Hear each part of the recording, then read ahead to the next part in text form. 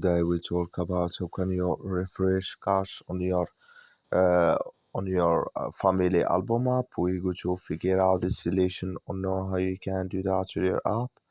So you just follow this ways, then it's going to work with you.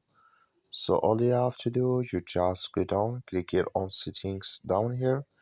When you just click here on settings, then you come to next step here. It's going to show for you like this. Then all you have to do now, so you just go down here, you keep going down, then you click here on cache settings. You just click on it here.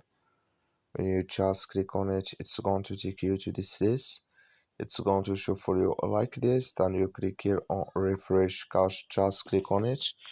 So then all you have to do now, you just click here on yes. Then it's gone here to clear with you here, or refresh cache with you on your on your app. That's all you have to do. Thank you for watching. Don't forget to support us by liking